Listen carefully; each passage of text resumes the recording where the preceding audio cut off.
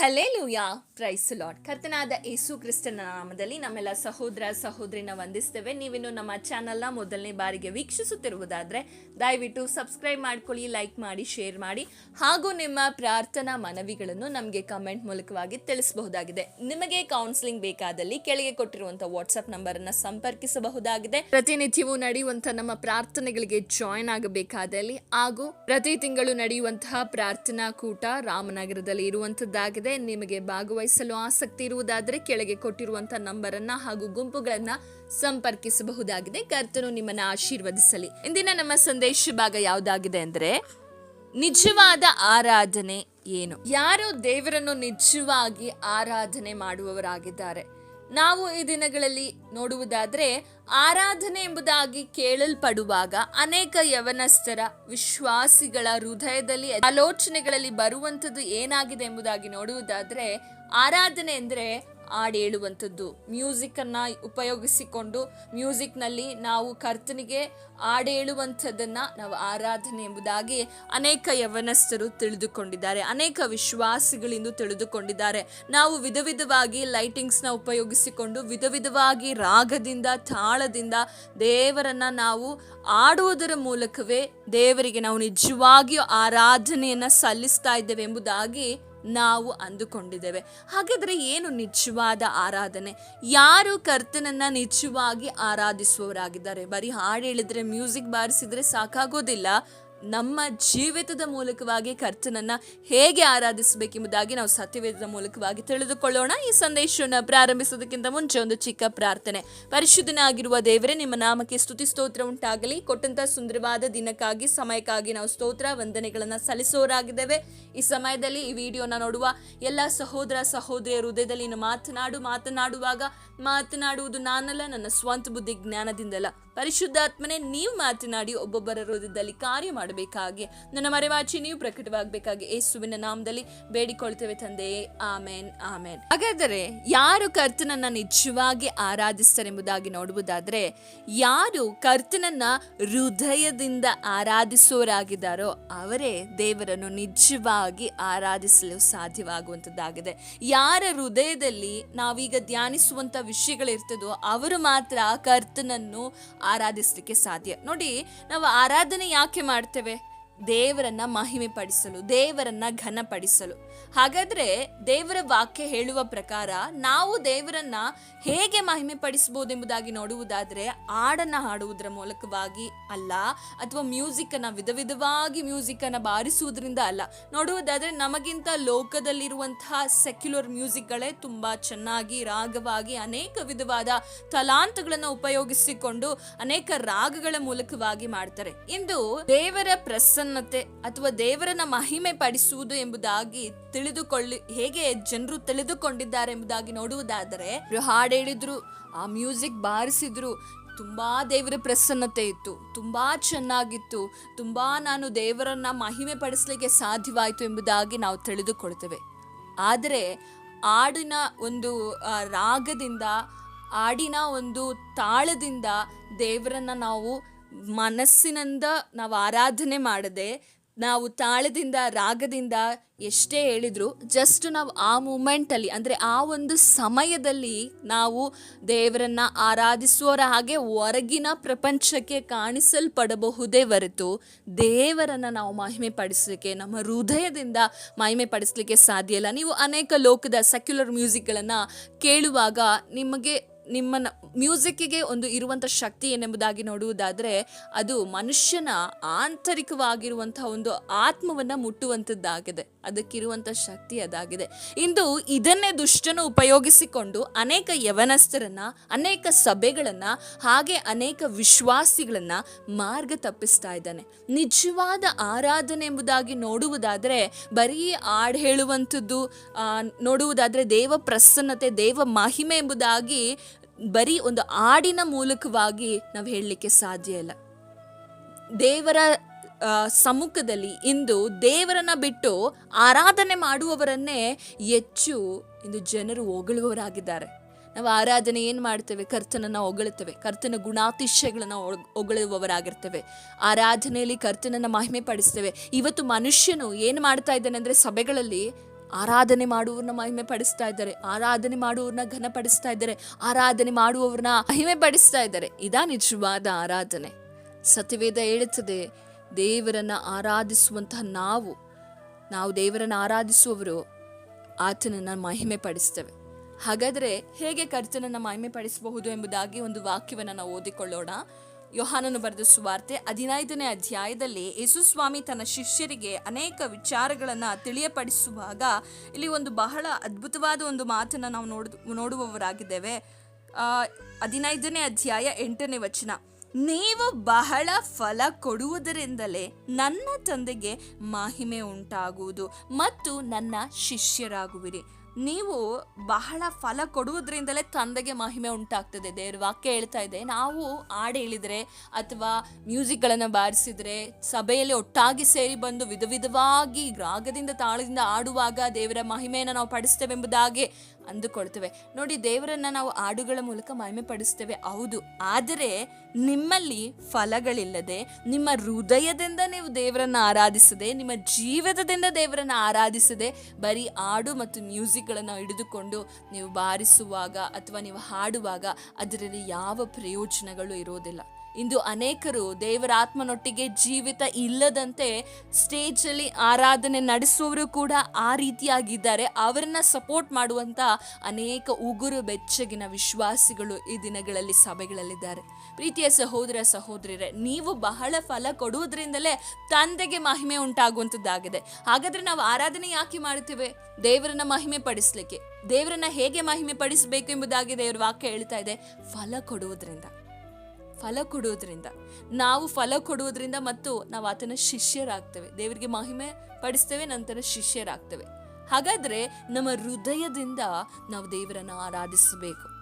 ನಾವು ಹೃದಯದಿಂದ ದೇವರನ್ನ ಆರಾಧಿಸದೆ ದೇವರನ್ನ ನಾವು ಪೂರ್ಣವಾಗಿ ಮೆಚ್ಚಿಸಲು ಸಾಧ್ಯ ಇಲ್ಲ. ನಾವು ನೋಡ್ತೇವೆ, ಸಾಮುವೇಲನ್ನು ಅಭಿಷೇಕಿಸುವಾಗ ದಾವೀದನ ಅಣ್ಣಂದಿರನ್ನ ನೋಡುವಾಗ ಇವನೇ ಆಗಿರಬಹುದು ದೇವರು ಆರಿಸಿಕೊಂಡಂತಹ ಅಭಿಷಕ್ತನೆಂಬುದಾಗಿ ನೆನೆಸಿಕೊಳ್ಳುತ್ತಾನೆ. ಆ ಸಮಯದಲ್ಲಿ ದೇವರು ಹೇಳುವಂಥದ್ದು, ಮನುಷ್ಯನ ಹಾಗೆ ನಾನು ಮುಖವನ್ನ ನೋಡುವುದಿಲ್ಲ, ನಾನು ಹೃದಯವನ್ನ ನೋಡುವ ದೇವರಾಗಿದ್ದೇನೆ. ಹಾಗಾದ್ರೆ ದೇವರು ನಮ್ಮ ಜೀವಿತದಲ್ಲಿ ನಾವು ಆರಾಧಿಸುವಾಗ, ನಾವು ಸಭೆಯಲ್ಲಿ ಆರಾಧಿಸಬಹುದು ಅಥವಾ ಯಾವ ಸ್ಥಳದಲ್ಲಿ ಆರಾಧನೆ ಮಾಡುವಾಗಲೂ ದೇವರು ನಮ್ಮನ್ನು ನೋಡುವಂಥದ್ದು ನಮ್ಮ ಹೃದಯವಾಗಿದೆ. ಆರಾಧನೆ ಎಂಬುದಾಗಿ ಹೇಳುವುದಾದ್ರೆ ಒಂದು ಸಮಯದಲ್ಲಿ ಮಾಡುವಂಥದ್ದನ್ನ ಮಾತ್ರ ನಾವು ಆರಾಧನೆ ಎಂಬುದಾಗಿ ಹೇಳುವುದಿಲ್ಲ. ನಮ್ಮ ಜೀವಿತದಲ್ಲಿರುವಂಥ ನಮ್ಮ ನಡೆ, ನಮ್ಮ ನುಡಿ, ನಮ್ಮ ಕ್ರಿಯೆ ಎಲ್ಲದರಲ್ಲೂ ಕೂಡ ಆರಾಧನೆ ಆಗಿರುವಂಥದ್ದಾಗಿದೆ. ನಾವು ಇನ್ನೊಬ್ಬರಿಗೆ ಕರುಣೆ ತೋರಿಸುವುದು ಆರಾಧನೆ ಆಗಿದೆ. ನಾವು ಇನ್ನೊಬ್ಬರನ್ನ ಕ್ಷಮಿಸುವಂಥದ್ದು ಆರಾಧನೆ ಆಗಿದೆ. ನಾವು ಕ್ರಿಸ್ತನ ಗುಣಗಳನ್ನು ನಮ್ಮಲ್ಲಿ ಪ್ರಚುರ ಪಡಿಸುವಂಥದ್ದು ಅಥವಾ ನಮ್ಮ ಜೀವಿತದಲ್ಲಿ ಕ್ರಿಸ್ತನ ಗುಣಗಳು ಹೊರಬರುವಂಥದ್ದು ಕೂಡ ಅದು ಆರಾಧನೆ ಆಗಿದೆ. ನಮ್ಮ ಜೀವಿತದಲ್ಲಿ ಅನೇಕ ಫಲಗಳನ್ನು ಕೊಡುವಂಥದ್ದು ಆರಾಧನೆ ಆಗಿದೆ. ಫಲಗಳು ಎಂಬುದಾಗಿ ಹೇಳುವಾಗ ಬರೀ ಒಂದು ಫಲ ಇದ್ದರೆ ಸಾಕಾಗುವುದಿಲ್ಲ. ಪ್ರೀತಿ ಎಂಬ ಫಲಗಳು ನಮ್ಮ ಜೀವಿತದಲ್ಲಿ ಪ್ರೀತಿ ಇದ್ದು ನಂಬಿಕೆ ಇಲ್ಲದಿದ್ದರೆ ಅದನ್ನು ಫಲ ಎಂಬುದಾಗಿ ಹೇಳೋದಿಲ್ಲ. ಫಲ ಎಂಬುದಾಗಿ ಹೇಳುವುದಾದ್ರೆ ಒಟ್ಟು ದೇವರ ಆತ್ಮನ ಫಲಗಳು ಗಲಾತ್ಯದವರಿಗೆ ಬರೆದ ಪತ್ರಿಕೆ 5ನೇ ಅಧ್ಯಾಯ 21, 22, 23ನೇ ವಚನದಲ್ಲಿ ಹೇಳುವ ಪ್ರಕಾರ ಆ ಫಲಗಳನ್ನು ನಾವು ಒಳಗೊಂಡಿರುವವರಾಗಿರ್ಬೇಕು. ನಂತರ ನಮ್ಮ ಹೃದಯದಿಂದ ನಾವು ದೇವರನ್ನ ಆರಾಧಿಸಬೇಕು. ಹೇಗೆ ಒಬ್ಬ ನಿಜವಾದ ಭಕ್ತನು ಹೇಗೆ ತನ್ನ ಹೃದಯದಿಂದ ದೇವರನ್ನ ಆರಾಧಿಸಲಿಕ್ಕೆ ಸಾಧ್ಯ? True worship comes from one whose heart is surrendered. ನಾವು ನೋಡುವುದಾದರೆ ನಿಜವಾದ ಆರಾಧನೆ ಯಾರ ಒಂದು ಹೃದಯದಿಂದ ಬರುವಂಥದ್ದಾಗಿದೆ ಅಂದರೆ, ಯಾವ ವ್ಯಕ್ತಿ ತನ್ನನ್ನು ತಾನು ಕರ್ತನಿಗಾಗಿ ಸಮರ್ಪಣೆ ಮಾಡಿಕೊಳ್ತಾನೋ. ಹಾಗಾದರೆ ನಮ್ಮ ಹೃದಯದಿಂದ ಕರ್ತನನ್ನು ಹೇಗೆ ಆರಾಧಿಸ್ತೇವೆ ಅಂದರೆ ಸಮರ್ಪಣೆ ಇರಬೇಕು ಎಲ್ಲ ವಿಷಯದಲ್ಲೂ. ಯೇಸುವೆ, ನಾನಲ್ಲ, ಇಂದು ನೀನು ನನ್ನಲ್ಲಿ ಜೀವಿಸು, ನನ್ನಲ್ಲಿ ನೀನು ಬಾ, ನೀನು ಕಾರ್ಯ ಮಾಡು, ನಾನೇನು ಅಲ್ಲ, ನಿನ್ನ ಕೃಪೆಯೇ ನನ್ನನ್ನು ಇಲ್ಲಿವರೆಗೂ ನಡೆಸಿರುವಂಥದ್ದು. ನನ್ನ ಜೀವಿತ ನನ್ನ ಕಂಟ್ರೋಲ್, ನನ್ನ ನಿಯಂತ್ರಣದಲ್ಲ, ನಿನ್ನ ನಿಯಂತ್ರಣದಲ್ಲಿ ಎಂಬುದಾಗಿರುವ ಸಮರ್ಪಣೆ ಇರಬೇಕು. ಅದಕ್ಕೆ ವಾಕ್ಯವನ್ನು ಓದಿಕೊಳ್ಳೋಣ.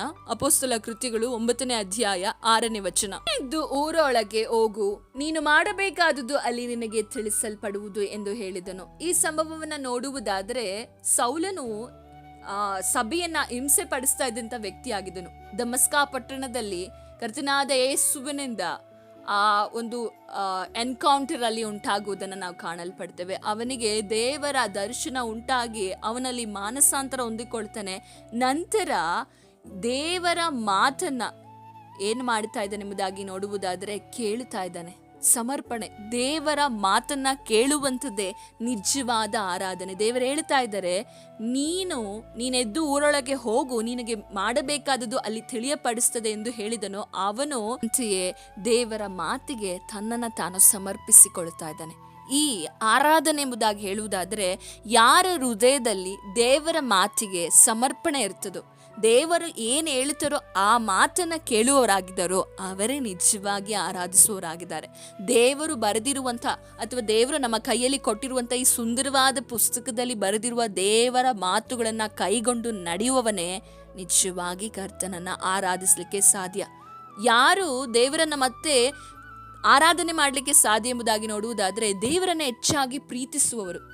ದೇವರ ವಾಕ್ಯ ಮತ್ತೆ ನಮಗೆ ತಿಳಿಯಪಡಿಸ್ತದೆ. ಯೋಹಾನನು ಬರೆದ ಸುವಾರ್ತೆಯಲ್ಲಿ, ಯಾರು ನನ್ನನ್ನು ಪ್ರೀತಿಸ್ತಾರೋ ಅವರು ಬರೀ ಪ್ರೀತಿಯನ್ನ ಬರೀ ಬಾಯಿ ಮಾತಿನಿಂದ ಹೇಳುವವರಾಗಿರೋದಿಲ್ಲ, ನನ್ನ ಆಜ್ಞೆಗಳನ್ನು ಯಾರು ಕೈಗೊಂಡು ನಡೀತಾರೋ ಅವರೇ ನನ್ನನ್ನು ನಿಜವಾಗಿ ಪ್ರೀತಿಸುವವರಾಗಿದ್ದಾರೆ ಎಂಬುದಾಗಿ ವಾಕ್ಯ ಹೇಳುತ್ತದೆ.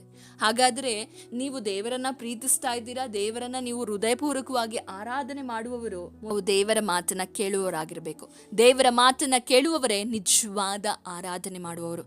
ದೇವರ ಮಾತನ್ನ ನಿಜವಾಗಿ ಯಾರು ಕೇಳಲ್ಪಟ್ಟೋ ಅವರ ರಾಗ ಹೇಗೆ ಇರಲಿ, ಅವರ ತಾಳ ಹೇಗೆ ಇರಲಿ, ಅಥವಾ ಅವರು ಯಾವ ರೀತಿಯಾಗಿ ಕೂಡ ಹೊರಗಿನ ಅವರ ಅಪಿಯರೆನ್ಸ್, ಅವರ ಒಳ್ಳೆಯ ವಸ್ತ್ರಗಳನ್ನು ಧರಿಸಿಕೊಳ್ಳಿಕ್ಕೆ ಆಗದೆ ಇರಬಹುದು, ಆದರೆ ಯಾವ ಮನುಷ್ಯನು ದೇವರ ಮಾತನ್ನ ಕೇಳಿ ಸಮರ್ಪಣೆ ಉಳ್ಳಂತ ಹೃದಯವುಳ್ಳವನಾಗಿ ಕರ್ತನ ಸಮ್ಮುಖದಲ್ಲಿ ಕರ್ತನನ್ನ ಆರಾಧಿಸ್ತಾನೋ ಅಂಥವನ ಆರಾಧನೆ ಕೇಳಲ್ಪಡುವಂಥದ್ದಾಗಿದೆ. ಅದು ನಿಜವಾದ ಆರಾಧನೆ ಆಗಿದೆ. ಸಹೋದರ ಸಹೋದರಿಯರೇ, ಈ ದಿನಗಳಲ್ಲಿ ನಾವು ನೋಡುವುದಾದರೆ ಅನೇಕ ವಿಧವಾದಂತಹ ಸುಳ್ಳು ಬೋಧನೆಗಳು, ಸುಳ್ಳು ಆರಾಧನೆಗಳು ಸಭೆಯಲ್ಲಿ ಹುಟ್ಟುಕೊಂಡಿದೆ. ದೇವರನ್ನ ಮಹಿಮೆ ಪಡಿಸುವುದನ್ನ ಬಿಟ್ಟು ಬೇಡವಾದ ಕಾರ್ಯಗಳನ್ನ ಮಹಿಮೆ ಪಡಿಸ್ತಾ ಇದ್ದಾರೆ. ಆದರೆ ನಾವು ಅವರು ಅನುಸರಿಸುವುದನ್ನು ಅನುಸರಿಸುವುದು ಬೇಡ. ಯಾಕೆಂದ್ರೆ ದೇವ್ರ ವಾಕ್ಯ ಹೇಳ್ತದೆ, ಎಲ್ಲರೂ ಕೂಡ ಅಗಲವಾದ ಮಾರ್ಗದಲ್ಲಿ ಹೋಗುವವರು ಅನೇಕ ಮಂದಿ ಇದ್ದಾರೆ, ಆದರೆ ಇಕ್ಕಟ್ಟಾದ ಬಾಗಿಲಿನಲ್ಲಿ ಹೋಗುವವರು ಸ್ವಲ್ಪ ಮಂದಿ. ನಾವು ಯಾವಾಗಲೂ ಹೇಗಿರ್ತೇವೆ ಅಂದ್ರೆ, ಜನರ ಗುಂಪು ಎಲ್ಲಿ ಜಾಸ್ತಿ ಇರ್ತದೋ ಅಲ್ಲಿಯೇ ನಾವು ಅದನ್ನೇ ಅನುಸರಿಸಲಿಕ್ಕೆ ಇಷ್ಟಪಡ್ತೇವೆ. ಜನರ ಗುಂಪನ್ನ ನೋಡಿ ದೇವರನ್ನ ನೀವು ಅನುಸರಿಸಬೇಡಿ. ದೇವರ ವಾಕ್ಯ ನಿಮಗೆ ಏನು ಹೇಳ್ತದೋ ಅದನ್ನ ನೋಡಿ ಅನುಸರಿಸಿರಿ. ಚಿಕ್ಕ ಗುಂಪಿನನ್ನ ನೋಡುವಾಗ ಕೆಲವರು ಹೇಳ್ತಾರೆ, ಇಲ್ಲಿ ದೇವರ ಪ್ರಸನ್ನತೆ ಇಲ್ಲ, ಇವರ ಸೇವೆ ಬೆಳೆದಿಲ್ಲ, ಇವರ ಜೀವಿತದಲ್ಲಿ ದೇವರ ಕಾರ್ಯ ಇಲ್ಲ, ಹಾಗೆ ಹೀಗೆಂಬುದಾಗಿ ದೊಡ್ಡ ದೊಡ್ಡ ಗುಂಪುಗಳನ್ನ, ದೊಡ್ಡ ದೊಡ್ಡ ಗುಂಪು ಸೇರಿ ಬರುವಂತ ಸಭೆಗಳಿಗೆ ಸೆಲೆಬ್ರಿಟಿ ಹಾಗೆ ಮ್ಯೂಸಿಕ್ಗಳು, ಈಗ ಜನರು ಕೂಡ ಅದೇ ರೀತಿಯಾಗಿ ಬದಲಾಗಿ ಬಿಟ್ಟಿದ್ದಾರೆ. ಲೋಕದ ವಾಡಿಕೆಯ ಪ್ರಕಾರವಾದ ಕಾರ್ಯಗಳನ್ನು ಕೂಡ ಅಪೇಕ್ಷಿಸುವಂತ ಮನಸ್ಸು ಇಂದು ಎಲ್ಲ ವಿಶ್ವಾಸಿಗಳಲ್ಲಿದೆ. ಆದಿ ಸಭೆನ ನೋಡುವಾಗ ಈಗಿನ ಹಾಗೆ, ನಾನು ಹೇಳ್ತಾ ಇಲ್ಲ ನಿಮಗೆ ಮ್ಯೂಸಿಕ್ ಯೂಸ್ ಮಾಡಿಕೊಳ್ಳುವಂಥದ್ದು, ಹಾಗೆ ಕೀಬೋರ್ಡ್ ಬಾರಿಸುವಂಥದ್ದು ಇದು ತಪ್ಪು ಎಂಬುದಾಗಿ ಹೇಳ್ತಾ ಇಲ್ಲ, ಆದರೆ ಅದರ ಮೇಲೆ ನಾವು ಡಿಪೆಂಡ್ ಆಗಿರಬಾರ್ದು, ಅದನ್ನೇ ನಾವು ಆತುಕೊಳ್ಬಾರ್ದು. ಯಾಕೆಂದರೆ ಸಭೆಗಳಲ್ಲಿ ಆರಾಧನೆ ನಡೆಯುವಾಗ ಅನೇಕ ಜನರು ಯಾವುದ್ರ ಮೇಲೆ ಅವರು ಅವಲಂಬಿತರಾಗಿರ್ತಾರೆ ಅಂದರೆ, ಮ್ಯೂಸಿಕ್ ಹೆಚ್ಚಾಗುವಾಗ ಅವರ ಚಪ್ಪಾಳೆಗಳು ಹೆಚ್ಚಾಗ್ತದೆ, ಅವರ ಧ್ವನಿಗಳು ಹೆಚ್ಚಾಗ್ತದೆ. ಅದೇ ಮ್ಯೂಸಿಕ್ ಹೋಗುವಾಗ ಅಥವಾ ಮ್ಯೂಸಿಕ್ ಇಲ್ಲದೆ ಪವರ್ ಕಟ್ ಆಗುವಾಗ ಅನೇಕರು ಆರಾಧನೆ ಮಾಡುವುದನ್ನೇ ನಿಲ್ಲಿಸಿ ಬಿಡ್ತಾರೆ. ಇದರ ಮೇಲಲ್ಲ ನಮ್ಮ ಆರಾಧನೆ ಡಿಪೆಂಡ್ ಆಗಿರುವಂಥದ್ದು, ಇದರ ಮೇಲಲ್ಲ ನಾವು ಆತುಕೊಳ್ಳಬೇಕಾದದ್ದು. ನಮ್ಮ ಸಮರ್ಪಣೆ ಉಳ್ಳವರಾಗಿ ಕರ್ತನ ಸಮ್ಮುಖದಲ್ಲಿ ನಮ್ಮ ಹೃದಯ ಅಂತರಾಳದಿಂದ ಸಮರ್ಪಣೆ ಉಳ್ಳವರಾಗಿ ಕರ್ತನ ಸಮ್ಮುಖದಲ್ಲಿ ಆರಾಧನೆ ಮಾಡಬೇಕು. ಸೋಮವಾರದಿಂದ ಶನಿವಾರದವರೆಗೂ ನಮ್ಮ ಇಷ್ಟ ಬಂದ ಹಾಗೆ ಜೀವಿಸಿ, ದೇವರ ಮಾತನ್ನ ಕೇಳದೆ, ದೇವರ ಕಾರ್ಯದಲ್ಲಿ ನಾವು ನಮ್ಮನ್ನ ಅಳವಡಿಸಿಕೊಳ್ಳದೆ, ದೇವರ ಆಜ್ಞೆಗಳನ್ನ ಅನುಸರಿಸದೆ, ಭಾನುವಾರ ಬಂದು ಎಷ್ಟೋ ಜನರು ಸ್ಟೇಜ್ ಮೇಲೆ ಆರಾಧನೆ ಮಾಡ್ತಾ ಇರ್ತಾರೆ. ಆ ಆರಾಧನೆಗಳು ಅವರ ರಾಗಗಳನ್ನು ಕೇಳಿ, ಅವರ ತಾಳಗಳನ್ನು ಕೇಳಿ, ಅವರ ಮ್ಯೂಸಿಕ್ಗಳನ್ನು ಕೇಳಿ ಮೈ ಮರೆತು ಹೋಗಬೇಡಿ. ದೇವರ ವಾಕ್ಯ ಹೇಳುವ ಪ್ರಕಾರ ಸಮರ್ಪಣೆ ಉಳ್ಳ ಆರಾಧನೆ ನೀವು ಮಾಡಬೇಕು. ಆರಾಧನೆ ಎನ್ನುವಂಥದ್ದು ನಾವು ಒಂದು ಪರ್ಫಾರ್ಮೆನ್ಸ್ಗೆ ಹೋಗ್ತಾ ಇಲ್ಲ.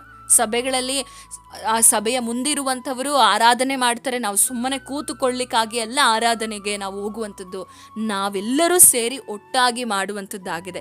ಯಾರೋ ಬೇರೊಬ್ಬರು ಮಾಡ್ತಾ ಇದ್ದಾರೆ, ನಾವು ಸುಮ್ಮನೆ ಕೂರ್ಲಿಕ್ಕೆ ಹೋಗುವಂಥದ್ದು ಅದು ಕಾನ್ಸರ್ಟ್ ಆಗಿದೆ, ಅದು ಒಂದು ಕಾರ್ಯಕ್ರಮ. ನಾವು ಕಾರ್ಯಕ್ರಮಕ್ಕೆ ಹೋಗ್ತಾ ಇಲ್ಲ, ನಮ್ಮ ದೇವಾದಿ ದೇವನನ್ನ, ನಮ್ಮನ್ನು ಕಾದು ನಡೆಸಿದ ಜೀವವುಳ್ಳ ದೇವರನ್ನ, ನಮಗಾಗಿ ಪ್ರಾಣ ಕೊಟ್ಟ ದೇವರನ್ನ ಆರಾಧಿಸ್ಲಿಕ್ಕೆ ಹೋಗ್ತಾ ಇದ್ದೇವೆ. ಮೊದಲನೇದಾಗಿ ನಮ್ಮ ಹೃದಯ ಸಮರ್ಪಣೆ ಉಳ್ಳ ಹೃದಯವಾಗಿರಬೇಕು. ಸಮರ್ಪಣೆ ಉಳ್ಳ ಹೃದಯ ಪೌಲನಿಗಿತ್ತು. ಅದಕ್ಕೆ ಅಪೊಸ್ತಲನಾದ ಪೌಲನು ದೇವರ ಸ್ವರವನ್ನು ಕೇಳಿ ಆ ಸ್ವರಕ್ಕೆ ತನ್ನನ್ನೇ ತಾನು ಸಮರ್ಪಣೆ ಮಾಡಿಕೊಂಡನು. ಇವತ್ತು ನಾವು ದೇವರ ಸ್ವರಗಳನ್ನು ನಾವು ದಿನನಿತ್ಯ ದೇವರ ವಾಕ್ಯವನ್ನು ಓದುವಾಗ, ನಾವು ಪ್ರಾರ್ಥನೆ ಮಾಡುವಾಗ, ಸಭೆಗಳಲ್ಲಿ ದೇವ ಸೇವಕರ ಮೂಲಕವಾಗಿ ನಾವು ಅನೇಕ ವಿಧವಾಗಿ ದೇವರ ವಾಕ್ಯಗಳನ್ನು ಕೇಳ್ತಾ ಇದ್ದೇವೆ. ಆ ಕೇಳುವ ವಾಕ್ಯಗಳಿಗೆ, ಕೇಳುವ ದೇವರ ಸ್ವರಕ್ಕೆ ನಮ್ಮನ್ನು ನಾವು ಸಮರ್ಪಣೆ ಮಾಡಿಕೊಳ್ತಾ ಇದ್ದೀವ. ನೀವು ನಿಮ್ಮ ಹೃದಯದಿಂದ ದೇವರಿಗೆ ಸಮರ್ಪಣೆ ಮಾಡಿಕೊಳ್ಳುವುದಾದರೆ ನೀವೇ ನಿಜವಾಗಿ ಕರ್ತನನ್ನು ಆರಾಧಿಸುವವರಾಗಿದ್ದೀರಾ. ನಿಜವಾದ ಆರಾಧನೆ ಸಮರ್ಪಣೆಯಲ್ಲಿದೆ. ಅಬ್ರಹಾಮನು ತನ್ನನ್ನು ಸಮರ್ಪಿಸಿಕೊಂಡನು. ತನ್ನ ಮಗನನ್ನು ಕೂಡ ಆತನು ಸಮರ್ಪಣೆ ಮಾಡಲಿಕ್ಕೆ ಹಿಂದೆಗೇಲಿಲ್ಲ. ಇದು ನಿಜವಾದ ಆರಾಧನೆ. ಇರುವಂಥದ್ದನ್ನ ನಾವು ಕರ್ತನ ಸಮ್ಮುಖದಲ್ಲಿ ಸಮರ್ಪಣೆ ಮಾಡಬೇಕು. ಅಪೊಸ್ತಲನಾದ ಪೌಲನು ತನ್ನನ್ನೇ ಸಮರ್ಪಣೆ ಮಾಡಿಕೊಂಡನು. ಅವನು ಮತ್ತೆ ಗಲಾತ್ಯ ಪತ್ರಿಕೆ 2ನೇ ಅಧ್ಯಾಯಕ್ಕೆ 20ನೇ ವಚನಕ್ಕೆ ಬರುವಾಗ, ಇನ್ನು ಬದುಕುವವನು ನಾನಲ್ಲ, ನನ್ನಲ್ಲಿರುವಂಥ ಕ್ರಿಸ್ತನು, ನಾನು ಎಂಬುದನ್ನು ಅವನು ನಾಶಪಡಿಸಿ ತನ್ನನ್ನೇ ಕರ್ತನ ಸಮ್ಮುಖಕ್ಕೆ ಅರ್ಪಿಸಿಕೊಟ್ಟನು. ಎಂದು ನಮ್ಮಲ್ಲಿ ಏನಾದರೂ ನಾನು ಎಂಬುದು ಇನ್ನೂ ಉಳಿದಿರುವುದಾದರೆ ನಾವು ಕರ್ತನ ಸಮ್ಮುಖದಲ್ಲಿ ಸಮರ್ಪಣೆ ಮಾಡಿಕೊಳ್ಳೋಣ.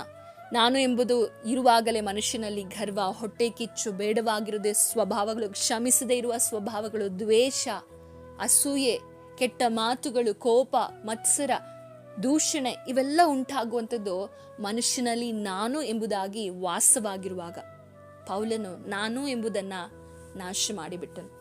ಹೇಗೆ ನಾಶ ಮಾಡಿದನೋ? ತನ್ನನ್ನು ತಾನು ಕ್ರಿಸ್ತನಿಗೆ ಸಮರ್ಪಣೆ ಮಾಡುವುದರ ಮೂಲಕ. ಇದು ನಿಜವಾದ ಆರಾಧನೆ. ಇವರೇ ನಿಜವಾಗಿಯೂ ಕರ್ತನನ್ನು ಆರಾಧಿಸಲಿಕ್ಕೆ ಸಾಧ್ಯವಾಗುವಂಥದ್ದಾಗಿದೆ.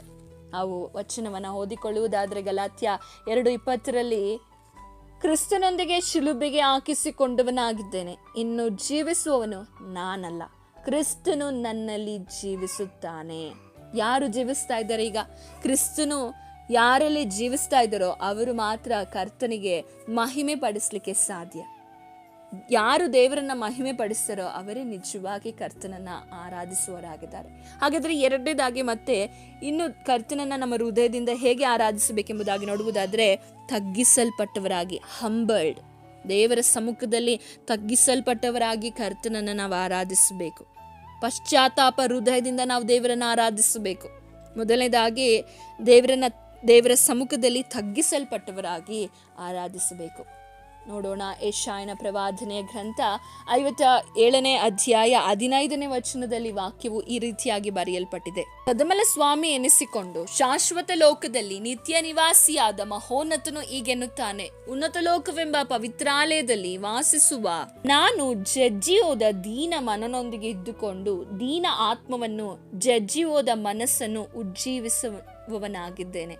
ಹಾಗಾದ್ರೆ ದೇವರ ಸಮ್ಮುಖದಲ್ಲಿ ನಾವು ಜಜ್ಜಿ ಹೋದ ದೀನ ಮನದೊಂದಿಗೆ, ದೀನ ಆತ್ಮದೊಂದಿಗೆ ನಾವು ದೇವರ ಸಮ್ಮುಖದಲ್ಲಿ ನಾವು ಕರ್ತನನ್ನು ಆರಾಧಿಸುವಾಗ ದೇವರ ಆ ಉಜ್ಜೀವನ ನಮ್ಮ ಜೀವಿತದಲ್ಲಿ ಕಾಣಲಿಕ್ಕೆ ಸಾಧ್ಯವಾಗ್ತದೆ.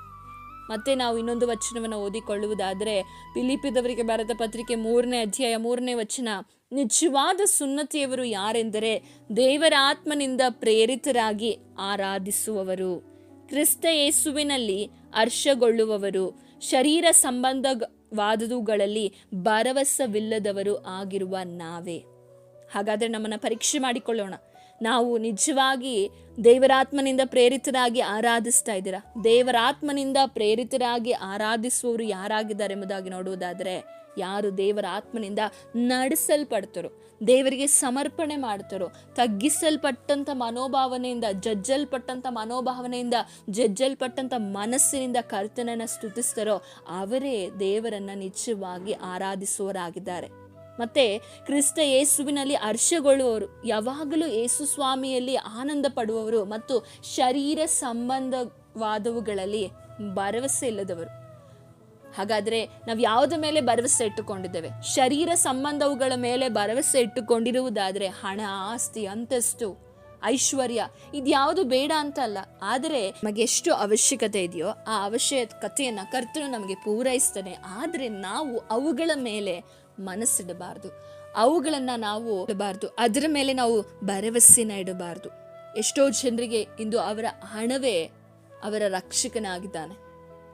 ಅವರ ಹೆಸರು, ಅವರು ಮಾಡಿರುವಂಥ ಪೊಸಿಷನ್, ಅಂತಸ್ತು, ಅದೇ ಅವರಿಗೆ ಏನಾಗಿದೆ, ಆಧಾರವಾಗಿದೆ. ಇಂದು ಅನೇಕ ಯವನಸ್ಥರು ತಿಳಿದುಕೊಂಡಿರುವಂಥದ್ದು ಏನೆಂಬುದಾಗಿ ನೋಡುವುದಾದರೆ, ದೇವರ ಆಶೀರ್ವಾದ, ಯಾರು ನಿಜವಾಗಿ ದೇವರಿಂದ ಆಶೀರ್ವದಿಸಲ್ಪಟ್ಟವನು ಎಂಬುದಾಗಿ ಯವನಸ್ಥರನ್ನ ಕೇಳುವುದಾದರೆ ಅವರು ಹೇಳುವಂಥ ವಿಷಯ ಏನೆಂಬುದಾಗಿ ನೋಡುವುದಾದರೆ, ಯಾರು ನಿಜವಾಗಿ ಲೌಕಿಕವಾಗಿ ಆಸ್ತಿ, ಹಣ ಹಾಗೂ ಐಶ್ವರ್ಯ, ಸ್ಥಾನ, ಬಂಗಲೆ, ಕಾರುಗಳನ್ನು ತೆಗೆದುಕೊಂಡಿರ್ತಾರೋ ಅವರೇ ನಿಜವಾದಂಥ ಐಶ್ವರ್ಯವಂತರು. ಅವರಿಂದ ತುಂಬ ಅವರು ದೇವರಿಂದ ತುಂಬ ಆಶೀರ್ವದಿಸಲ್ಪಟ್ಟವರೆಂಬುದಾಗಿ ಮೊನ್ನೆ ದಿವಸ ಒಂದು ಯವನಸ್ಥನು ಭೇಟಿಯಾಗುವಾಗ ಆ ಯವನಸ್ಥನು ಹೇಳಿದಂಥ ಮಾತಾಗಿದೆ. ನಂತರ ಇನ್ನೊಂದು ಮಾತನ್ನ ಆ ಯವನಸ್ಥನು ಹೇಳಿದನು, ಯಾರು ಈಗಿನ ಸೇವಕರಲ್ಲಿ ತುಂಬ ಆಶೀರ್ವದಿಸಲ್ಪಟ್ಟವರಂದ್ರೆ, ಅವರೊಬ್ಬರ ಹೆಸರು ಹೇಳಿದ್ರು, ನಾನು ಆ ಹೆಸರನ್ನ ತೆಗೆದುಕೊಳ್ಳುವುದಿಲ್ಲ, ಅದು ನಿಮ್ಮೆಲ್ಲರಿಗೂ ಗೊತ್ತಿದೆ ಎಂಬುದಾಗಿ ನಾನು ಭಾವಿಸ್ತೇನೆ. 2 ಮದುವೆಗಳನ್ನ ಮಾಡಿಕೊಂಡು ಕರ್ತನನ್ನ ಆರಾಧಿಸ್ತೇನೆ, ಹಾಡು ಹೇಳ್ತೇನೆ ಎಂಬುದಾಗಿ ಹೇಳುವಂತ ವ್ಯಕ್ತಿಯನ್ನ ಆ ಯವನಸ್ಥನು ಏನೆಂಬುದಾಗಿ ತಿಳಿದುಕೊಂಡಿದ್ದಾನೆ, ಕರ್ತನಿಂದ ಆಶೀರ್ವದಿಸಲ್ಪಟ್ಟವನು. ಕರ್ತನ ಸಮ್ಮುಖದಲ್ಲಿ ನಾವು ಏನು ಸೇವೆ ಮಾಡ್ತೇವೆ, ಕರ್ತನಿಗಾಗಿ ನಾವು ಏನು ಮಾಡ್ತೇವೆ ಅನ್ನೋದಕ್ಕಿಂತ ನಮ್ಮ ಕ್ಯಾರೆಕ್ಟರ್, ನಮ್ಮ ಸಂಬಂಧ ದೇವರೊಟ್ಟಿಗೆ ಹೇಗಿದೆ, ನಾವು ಎಷ್ಟು ಕರ್ತನಲ್ಲಿ ಫಲಭರಿತವಾದ ಜೀವಿತವನ್ನ ನಡೆಸ್ತಾ ಇದ್ದೇವೆ, ನಾವು ಆತ್ಮನೊಂದಿಗೆ ಐಕ್ಯವಾಗಿದ್ದೇವಾ ಅನ್ನುವಂಥದ್ದೇ ಬಹಳ ಮುಖ್ಯವಾಗಿರುವಂಥದ್ದಾಗಿದೆ. ನೀವು ದೇವರಿಗಾಗಿ ಯಾವ ಕೆಲಸನೇ ಮಾಡಿ, ನಿಮ್ಮಲ್ಲಿ ಕ್ಯಾರೆಕ್ಟರ್, ದೇವರು ಮೆಚ್ಚುವ ಕ್ಯಾರೆಕ್ಟರ್ ಅಥವಾ ಗುಣ ನಿಮ್ಮಲ್ಲಿ ಇಲ್ಲದೇ ಇದ್ರೆ, ನಿಮ್ಮಲ್ಲಿ ಫಲ ಇಲ್ಲದೇ ಇದ್ರೆ ದೇವರದನ್ನ ಮೆಚ್ಚೋದಿಲ್ಲ. ಅದಕ್ಕೆ ದೇವರ ವಾಕ್ಯ ಹೇಳ್ತದೆ, ನಮ್ಮ ಓಟವನ್ನ ನಾವು ಸರಿಯಾಗಿ ಓಡಬೇಕು. ನಮಗೆ ಕೊಡಲ್ಪಟ್ಟ ಓಟವನ್ನ ನಾವು ಹೇಗೇಗೋ ಓಡಿ ಮುಗಿಸಿದ್ರೆ ಅದನ್ನು ಮುಗಿಯಿತು ಎಂದು ಹೇಳುವುದಿಲ್ಲ.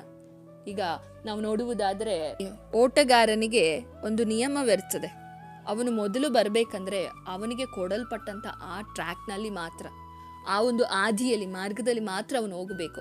ಅವನೇನಾದ್ರೂ ಆದಿ ತಪ್ಪಿದ್ರೆ, ಅವನು ಮೊದಲು ಬಂದರೂ ಅವನಿಗೆ ಆ ಒಂದು ಬಹುಮಾನ ಸಿಕ್ಕೋದಿಲ್ಲ. ಹಾಗೆ ಕರ್ತನಲ್ಲಿ ನಾವೇನು ಸೇವೆ ಮಾಡ್ತೇವೆ, ಎಷ್ಟು ಹಣ ಸಂಪಾದನೆ ಮಾಡಿದ್ದೇವೆ, ನಮಗಿಂತ ಲೋಕದವರೇ ಚೆನ್ನಾಗಿ ಹಣ ಸಂಪಾದನೆ ಮಾಡ್ತಾರೆ, ನಮಗಿಂತ ಚೆನ್ನಾಗಿ ಹಾಡು ಹೇಳ್ತಾರೆ, ನಮಗಿಂತ ಎಲ್ಲದರಲ್ಲಿಯೂ ಕೂಡ ಚೆನ್ನಾಗಿದ್ದಾರೆ. ಆದರೆ ಕರ್ತನಾಗಿರುವ ಯೇಸು ಕ್ರಿಸ್ತನನ್ನ ನಂಬಿರುವಂತ ನಮಗಿರುವಂತ ನಿಜವಾದ ಐಶ್ವರ್ಯ ಏನಂದ್ರೆ, ಕೃಪೆಯ ಐಶ್ವರ್ಯ, ನಂಬಿಕೆಯಲ್ಲಿ ಐಶ್ವರ್ಯ, ಮಹಿಮೆಯ ಐಶ್ವರ್ಯ.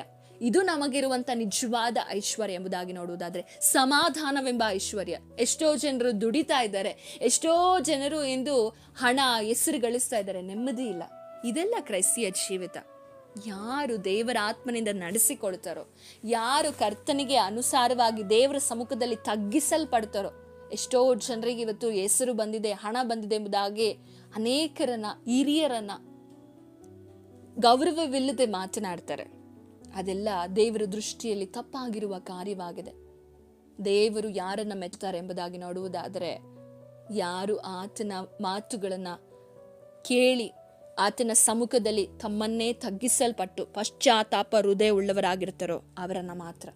ದೇವರ ವಾಕ್ಯ ಹೇಳ್ತಾ ಇದೆ, ದೇವರಾತ್ಮನಿಂದ ಪ್ರೇರಿತರಾಗಿ ಆರಾಧಿಸುವವರು, ನಿಜವಾದ ಸುನ್ನತಿಯವರು, ಕ್ರಿಸ್ತ ಯೇಸುವಿನಲ್ಲಿ ಹರ್ಷಗೊಳ್ಳುವವರು, ಶರೀರ ಸಂಬಂಧವಾದವುಗಳಲ್ಲಿ ಭರವಸವಿಲ್ಲದವರು. ಇವತ್ತೆಷ್ಟೋ ಜನರಿಗೆ ಅವುಗಳ ಮೇಲೆ ಹೆಚ್ಚು ಭರವಸೆ.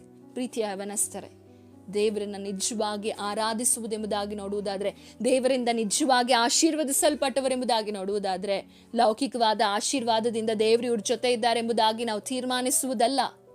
ನಾವು ಅವರ ಜೀವಿತದಲ್ಲಿರುವ ಫಲಗಳನ್ನು ನೋಡಿ, ಲೌಕಿಕವಾದ ಆಶೀರ್ವಾದ ಈ ದಿನ ಇರ್ತದೆ, ನಾವು ಈ ಲೋಕವನ್ನು ಬಿಟ್ಟು ಹೋಗುವಾಗ ಅದು ಯಾರು ಪಾಲಾಗ್ತದೆ ಎಂಬುದಾಗಿ ನಮಗೆ ಗೊತ್ತಿರುವುದಿಲ್ಲ.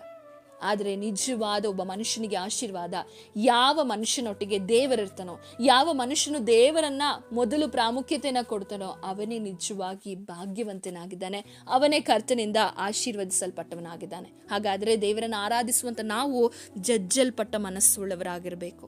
ದೇವರ ಸಮ್ಮುಖದಲ್ಲಿ ದೇವರಾತ್ಮನಿಂದ ನಾವು ಪ್ರೇರಿತರಾಗಿ ಆರಾಧಿಸಬೇಕೆಂಬುದಾಗಿ ನಮಗೆ ವಾಕ್ಯ ತಿಳಿಯಪಡಿಸ್ತಾ ಇದೆ. ನಂತರ ಜಜ್ಜಲ್ಪಟ್ಟ ಪಶ್ಚಾತ್ತಾಪ ಹೃದಯದಿಂದ ನಾವು ದೇವರನ್ನು ಆರಾಧಿಸಬೇಕು. ದೇವರ ಸಮ್ಮುಖದಲ್ಲಿ ಪಶ್ಚಾತ್ತಾಪವಿಲ್ಲದೆ ನಾವು ಆರಾಧಿಸುವಾಗ ದೇವರ ಆ ಪ್ರಸನ್ನತೆಯನ್ನು, ದೇವರ ಆ ಮಹಿಮೆಯನ್ನು ನಾವು ಕಾಣಲಿಕ್ಕೆ ಸಾಧ್ಯ ಇಲ್ಲ. ಯಾಕೆಂದರೆ ಈ ಮಹಿಮೆ ಎನ್ನುವಂಥದ್ದು ಆದಾಮನು ಅವಳು ಯಾವಾಗ ಪಾಪವನ್ನ ಮಾಡ್ತಾರೋ ದೇವರ ಮಹಿಮೆ ಅಲ್ಲಿಂದ ಕಳಚಿ ಹೋಯ್ತು. ದಿವಸದಲ್ಲಿ ನಮ್ಮಲ್ಲಿ ಪಾಪವನ್ನ ಇದ್ದುಕೊಂಡು ನಾವು ದೇವರ ಮಹಿಮೆ ಕಾಣಬೇಕು, ದೇವರ ಮಹಿಮೆ ನಮ್ಮೊಟ್ಟಿಗೆ ವಾಸಿಸಬೇಕು, ನಾವು ದೇವರನ್ನ ಆರಾಧಿಸಬೇಕೆಂಬುದಾಗಿರುವುದಾದ್ರೆ ಅದು ಸಾಧ್ಯವಿಲ್ಲ. ದೇವರ ಸಮ್ಮುಖದಲ್ಲಿ ನಮ್ಮ ಪಾಪಗಳಿಗೆ ಪಶ್ಚಾತ್ತಾಪ ಪಟ್ಟು ಅದನ್ನ ಅರಿಕೆ ಮಾಡಿ ಬಿಟ್ಟು ಕರ್ತನನ್ನ ಮನಪೂರ್ವಕವಾಗಿ ನಾವು ಆರಾಧಿಸುವಾಗ ನಾವು ದೇವರನ್ನ ನಿಜವಾಗಿ ಆರಾಧಿಸ್ಲಿಕ್ಕೆ ಆ ಪ್ರಸನ್ನತೆಯನ್ನ, ಆ ದೈವಿಕ ಪ್ರಸನ್ನತೆಯನ್ನ ನಾವು ಹೊಂದಿಕೊಳ್ಳಿಕ್ಕೆ ಸಾಧ್ಯವಾಗ್ತದೆ. ಅದೇ ರೋಮಾಪತ್ರಿಕೆಯಲ್ಲಿ 12ನೇ ಅಧ್ಯಾಯ 1ನೇ ವಚನದಲ್ಲಿ ಹೇಳುವಂಥದ್ದು, ನೀವು ನಿಮ್ಮ ದೇಹಗಳನ್ನು ಮೀಸಲಾಗಿಯೂ ಮೆಚ್ಚುಗೆ ಆಗಿರುವ ಸಜೀವ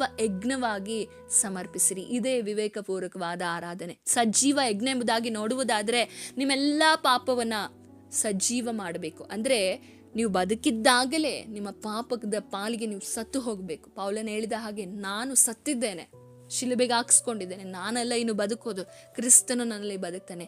ಹಾಗೆ ನೀವು ರೂಪಾಂತರ ಹೊಂದಬೇಕು, ಮಾನಸಾಂತರ ಹೊಂದಿದವರಾಗಿ ಕರ್ತನ ಸಮ್ಮುಖದಲ್ಲಿ ನಿಮ್ಮನ್ನು ಸಮರ್ಪಿಸಿಕೊಂಡವರಾಗಿ ನೀವು ಆರಾಧಿಸಬೇಕು. ಮತ್ತೆ ನಾವು ನೋಡುವುದಾದರೆ ಕೃತಜ್ಞತೆಯಿಂದ ಪರಿಶುದ್ಧತ್ವೆಂಬ ಭೂಷಣದೊಡನೆ ಕರ್ತನನ್ನು ಆರಾಧಿಸಬೇಕು. ಕೀರ್ತನೆ 100ನೇ ಕೀರ್ತನೆಗೆ ಬರುವಾಗ ಅಲ್ಲಿ 4ನೇ ವಚನ ಹೀಗೆ ಹೇಳುತ್ತದೆ, ಕೃತಜ್ಞತಾ ಸ್ತುತಿಯೊಡನೆ ಆತನ ಮಂದಿರ ದ್ವಾರಗಳಿಗೂ ಕೀರ್ತನೆಯೊಡನೆ ಆತನ ಅಂಗಳಗಳಿಗೂ ಬನ್ನಿರಿ. ಆತನ ಉಪಕಾರ ಸ್ಮರಿಸಿರಿ, ಆತನ ನಾಮವನ್ನ ಕೊಂಡಾಡಿರಿ. ಕೃತಜ್ಞತಾ ಸ್ತುತಿಯೊಡನೆ ಕೀರ್ತನೆಯೊಡನೆ ಆತನನ್ನ ಮತ್ತು ಆತನು ಮಾಡಿದ ಉಪಕಾರಗಳನ್ನು ನಾವು ಸ್ಮರಿಸಿ ಥ್ಯಾಂಕ್ಸ್ ಗಿವಿಂಗ್, ನಾವು ಯಾವಾಗಲೂ ಆತನನ್ನ ಸ್ತುತಿಸಬೇಕು, ಆತನನ್ನ ಆರಾಧಿಸುವರಾಗಬೇಕು. ಸಹೋದರ ಸಹೋದರಿಯರೇ, ನಂತರ ನಂಬಿಕೆ ತುಂಬಿದವರಾಗಿ ಕರ್ತನ ಸಮ್ಮುಖದಲ್ಲಿ ಆರಾಧಿಸಬೇಕು. ನಂಬಿಕೆ ಇಲ್ಲದೆ ನಾವು ದೇವರನ್ನ ಆರಾಧಿಸ್ಲಿಕ್ಕೆ ಸಾಧ್ಯ ಇಲ್ಲ, ದೇವರನ್ನ ಮೆಚ್ಚಿಸ್ಲಿಕ್ಕೆ ಸಾಧ್ಯ ಇಲ್ಲ. ಇಬ್ರಿಯರಿಗೆ ಬರೆದ ಪತ್ರಿಕೆ 11ನೇ ಅಧ್ಯಾಯ 6ನೇ ವಚನ ಹೀಗೆ ಹೇಳ್ತದೆ, ನಂಬಿಕೆ ಇಲ್ಲದೆ ದೇವರನ್ನ ಮೆಚ್ಚಿಸುವುದು ಅಸಾಧ್ಯವಾಗಿದೆ. ದೇವರನ್ನ ನಾವು ಆರಾಧಿಸುವುದು ಯಾಕೆ? ಆತನನ್ನ ಮೆಚ್ಚಿಸುವುದಕ್ಕಾಗಿ. ನಮ್ಮಲ್ಲಿ ನಂಬಿಕೆ ಇಲ್ಲದೆ ನಾವು ಹೇಗೆ ನಮ್ಮ ಆರಾಧನೆಯ ಮೂಲಕವಾಗಿ ಕರ್ತನನ್ನು ನಾವು ಮೆಚ್ಚಿಸ್ಲಿಕ್ಕೆ ಸಾಧ್ಯವಾಗ್ತದೆ? ನಾವು ದೇವರನ್ನ ಮೆಚ್ಚಿಸಬೇಕೆಂಬುದಾಗಿರುವುದಾದ್ರೆ, ನಮ್ಮ ಆರಾಧನೆಯನ್ನು ದೇವರು ಮೆಚ್ಚಬೇಕೆಂಬುದಾಗಿರುವುದಾದ್ರೆ ನಮ್ಮಲ್ಲಿ ನಂಬಿಕೆ ಇರಬೇಕು ಮತ್ತು ಕೃತಜ್ಞತಾ ಭಾವದಿಂದ ಆತನನ್ನ ಆರಾಧಿಸುವರಾಗಬೇಕು. ದೇವರ ವಾಕ್ಯದ ಮೂಲಕ ನಿಮ್ಮನ್ನು ಆಶೀರ್ವದಿಸಲಿ. ನಿಜವಾದ ಆರಾಧನೆ ಎಂದರೇನು, ಯಾರು ನಿಜವಾಗಿ ಕರ್ತನನ್ನ ಆರಾಧಿಸುವರೆಂಬುದಾಗಿ ನಾವು ಇದರಲ್ಲಿ ತಿಳಿದುಕೊಂಡಿದ್ದೇವೆ. ವಾಕ್ಯಗಳಿಗೆ ನಮ್ಮನ್ನು ನಾವು ಸಮರ್ಪಿಸಿಕೊಳ್ಳೋಣ, ಪ್ರಾರ್ಥನೆ ಮಾಡೋಣ. ಪರಿಶುದ್ಧನಾಗಿರುವ ದೇವರೇ, ಕೊಟ್ಟ ವಾಕ್ಯಕ್ಕಾಗಿ ಸ್ತೋತ್ರ. ಒಳ್ಳೆಯ ವಾಕ್ಯದ ಮೂಲಕ ನಮ್ಮನ್ನು ನಿಜವಾಗಿ ಆರಾಧನೆ ಮಾಡುವವರು ಯಾರಾಗಿದ್ದಾರೆ, ನಿಜವಾದ ಆರಾಧನೆ ಎಂಬುದಾಗಿ ತಿಳಿಯಪಡಿಸಿದ್ದೀರಾ. ಅದಕ್ಕಾಗಿ ನಿಮಗೆ ಸ್ತೋತ್ರ. ಈ ವಿಡಿಯೋನ ಕೇಳಿದ ಸಹೋದರ ಸಹೋದರಿಯರು ಹೃದಯನ ಬದಲಿಸು, ಮಾರ್ಪಡಿಸು, ಎಲ್ಲ ನಿಮ್ಮ ಕರದಲ್ಲಿ ಒಪ್ಪಿಸಿಕೊಡ್ತಾ ಯೇಸುವಿನ ನಾಮದಲ್ಲಿ ಬೇಡಿಕೊಳ್ತೇವೆ ತಂದೆಯೇ, ಆಮೆನ್ ಆಮೆನ್. ದೇವರು ನಿಮ್ಮನ್ನು ಆಶೀರ್ವದಿಸಲಿ. Thanks for watching. God bless you.